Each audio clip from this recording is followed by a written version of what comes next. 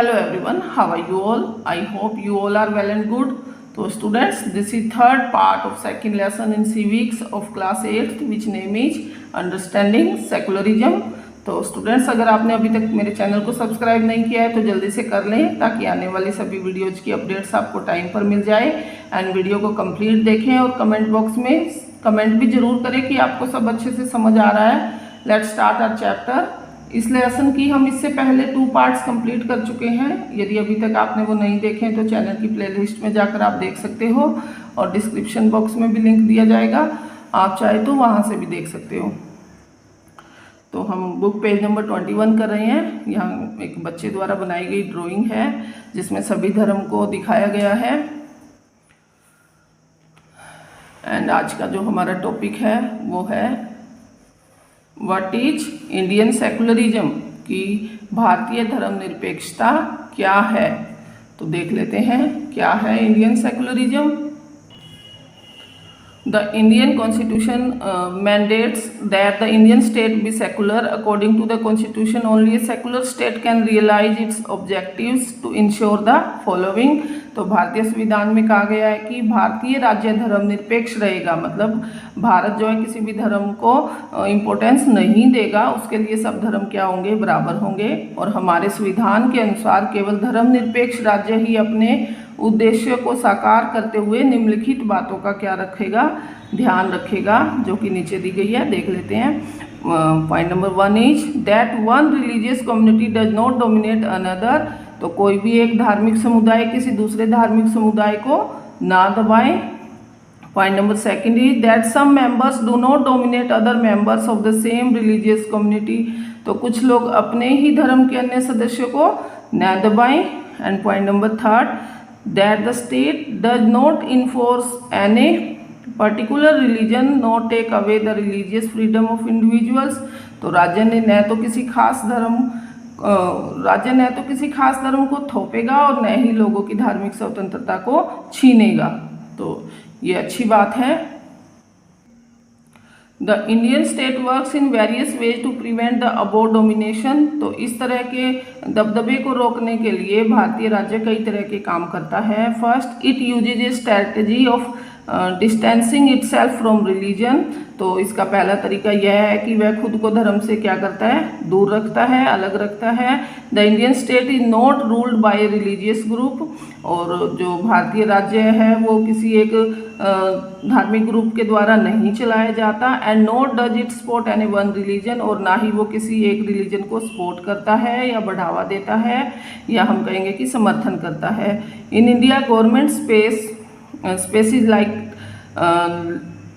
law courts, police stations, government schools and offices are not supposed to display or promote any one religion।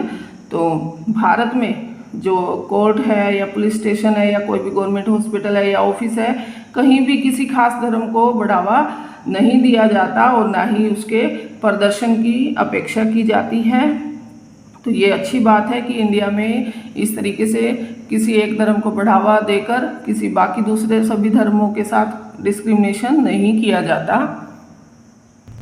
तो students, यहाँ एक example दिया है जिसके द्वारा अब हम और अच्छे से समझेंगे कि स्टेट और रिलीजन अलग अलग क्यों ज़रूरी है। तो in a government school in Seemapur students want to celebrate a religious festival. तो सीमापुर के गवर्नमेंट स्कूल के जो बच्चे हैं वो एक रिलीजियस फेस्टिवल मनाना चाहते हैं, मतलब एक धार्मिक त्यौहार मनाना चाहते हैं जो किसी स्पेशल धर्म के साथ बिलोंग रखता होगा, वही होता है religious festival. Sir there is a big religious festival next month. Sir अगले महीने एक बहुत बड़ा त्यौहार आ रहा है। We have never celebrated it in school. हमने कभी इसे स्कूल में सेलिब्रेट नहीं किया। Can we do it this year. क्या हम इस साल ये सेलिब्रेट कर सकते हैं। अब उनके सर की जो बातें हैं वो सुनते हैं। सर ने क्या रिप्लाई दिया बच्चों को। I am afraid that is not possible. नहीं रेखा, ऐसा नहीं हो सकता। This is a government school. ये क्या है, सरकारी स्कूल है। We can not give importance to any one religion. और हम किसी एक धर्म को इतनी इम्पोर्टेंस या महत्व नहीं दे सकते। प्राइवेट स्कूल में डू दैट। निजी स्कूल जो चाहे करे। Government school don't celebrate any religious festival in the school premises. तो गवर्नमेंट स्कूल की चार दीवारी के भीतर कोई भी धार्मिक फेस्टिवल हम नहीं सेलिब्रेट कर सकते। Most religious festivals are public holidays so that we can celebrate these at home. तो ज़्यादातर जो भी धार्मिक त्यौहार आते हैं उन पर सरकारी छुट्टी होती है ताकि हम इन त्योहारों को घर पर मना सकें। अब इन बच्चों की आपस की डिस्कशन देख लेते हैं। I never thought of it this way. मैंने इस तरीके से ये नहीं सोचा था। I guess we can always celebrate it outside school. और मुझे लगता है कि स्कूल के बाहर हम इसे कभी भी इस त्यौहार को क्या कर सकते हैं, सेलिब्रेट कर सकते हैं। Anyway we were planning to celebrate it in our locality. खैर कोई बात नहीं, हम लोग अपने मोहल्ले में इस त्यौहार को सेलिब्रेट कर सकते हैं। तो देखिए स्टूडेंट्स कि किस तरीके से ये एक अच्छा एग्जाम्पल दिया गया है कि अगर हम स्कूल में किसी एक धर्म के फेस्टिवल को सेलिब्रेट करेंगे तो बाकी के जो धर्म के बच्चे हैं उन्हें क्या लगेगा, बुरा फील होगा कि उनका कोई फेस्टिवल स्कूल में सेलिब्रेट नहीं किया। इसीलिए हमारी गवर्नमेंट ने सभी रिलीजियस फेस्टिवल पर हॉलीडे डिक्लेयर की है कि छुट्टी होगी उस दिन, ताकि सब लोग अपने घर पर उसका एंजॉय कर सके और सेलिब्रेट कर सके। In the above storyboard, the celebration of the religious festival within the school would have been a violation of the government's policy of treating all religions equally। तो ऊपर जो एक स्टोरी दी गई है उसमें स्कूल के अंदर किसी भी धार्मिक त्यौहार को सेलिब्रेट करके सभी धर्मों के साथ एक जैसा व्यवहार करने की सरकारी नीति को क्या होगा, उसके खिलाफ होगा, सरकारी नीति के खिलाफ होगा। Government schools can not promote any one religion either in their morning prayers और थ्रो रिलीजियस सेलिब्रेशंस। तो जो गवर्नमेंट स्कूल है वो अपनी मॉर्निंग प्रेयर मतलब जो सुबह प्रार्थना होती है वो लेकर और जितने भी उसके रिलीजियस कोई सेलिब्रेशन है वो लेकर किसी भी धर्म को बढ़ावा नहीं दे सकता। This rule does not apply to private schools. और ये जो नियम है ये प्राइवेट स्कूल पर लागू नहीं होता। The second way in which Indian secularism works to prevent the above domination is through a strategy of non-interference। तो जो धार्मिक जो वर्चस्व को रोकने के लिए मतलब किसी भी धर्म को ज़्यादा पावरफुल बनाने ना बने, इस चीज़ को रोकने के लिए जो दूसरा तरीका है वो है हस्तक्षेप की नीति, मतलब इंटरफेयर ही ना करना किसी चीज़ में। This means that in order to respect the sentiments of all religions and not interfere with religious practices the state make certain expectation for particular religious communities. तो इसका मतलब है कि सभी रिलीजन्स की भावनाओं का सम्मान करने और सभी की जो रिलीजियस जो एक्टिविटीज़ हैं उनमें कोई दखल नहीं देगा स्टेट। और इसी वजह से जो स्टेट जो है कुछ स्पेशल धार्मिक जो समुदाय है उनको कुछ विशेष छूट देता है। और वो छूट अब हम देखते हैं एक एग्जाम्पल के द्वारा। नीचे एक एग्जाम्पल दिया है। A group of friends who have recently bought scooters are meeting to go for a ride together। तो कुछ दोस्तों ने हाल ही में स्कूटर खरीदे हैं और वो साथ साथ स्कूटर पर सैर के लिए जाने को तैयार हैं। Hey I hope you have a helmet. अरे तुम्हारे पास हेलमेट तो है ना।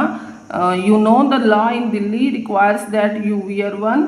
और तुम्हें पता है ना दिल्ली में हेलमेट पहनना सभी के लिए ज़रूरी है और ये एक कानून है दिल्ली का। Why are not you wearing a helmet.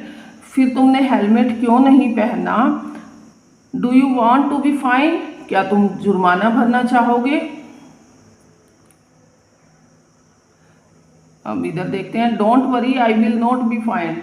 चिंता मत करो मुझे जुर्माना नहीं देना पड़ेगा।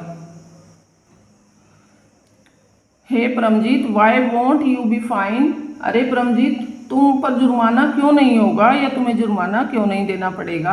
अब परमजीत की सुनते हैं। ये देखो इसने पगड़ी डाल रखी है जो सिख धर्म के लोग डालते हैं। For six wearing a pagri is a very important part of our religion.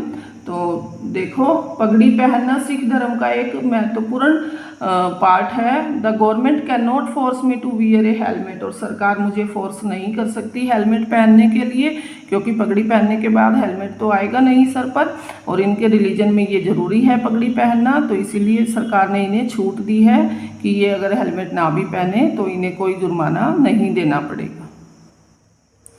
In the above story board Paramjeet the Sikh youth does not have to wear a helmet. तो ऊपर जो स्टोरी दी गई है इसमें जो परमजीत है उसको हेलमेट पहनने की ज़रूरत नहीं है, क्योंकि वो सिख धर्म से है। This is because the Indian state recognise the wearing a pagri is central to a Sikh's religious practice, and in order not to interfere with this allows an expression in the law। तो इसका कारण ये है कि हमारी भारतीय राज्य इस बात को मान्यता देता है कि पगड़ी पहनना सिख धर्म की जो प्रथाओं के मुताबिक महत्वपूर्ण है, तो इसी कारण जो भी धार्मिक आस्था में इंटरफेयर नहीं करता हमारा स्टेट, और इन इंटरफेयर से बचने के लिए हमारे स्टेट ने कुछ कानूनों में क्या दी है, छूट दी है। The third way in which Indian secularism works to prevent the domination listed earlier in through a strategy of intervention.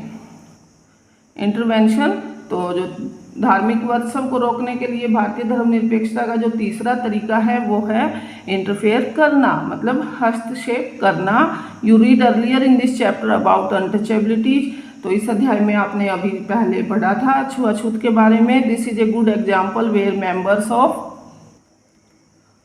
The same religion dominate other members within it. तो जिसमें कि ये बताया गया था कि सेम धर्म के लोग अपने ही धर्म के लोगों के साथ मिसबिहेव करते हैं, उनके साथ डिस्क्रिमिनेशन करते हैं। तो ये अब हम आगे की वीडियो में पढ़ेंगे स्टूडेंट्स, ये वीडियो ज़्यादा लंबी हो जाएगी। ओके, तो at last I would like to say thanks to everyone for watching, and dear students please like, share and subscribe my channel. Stay home, stay safe। हम मिलते हैं नेक्स्ट वीडियो में।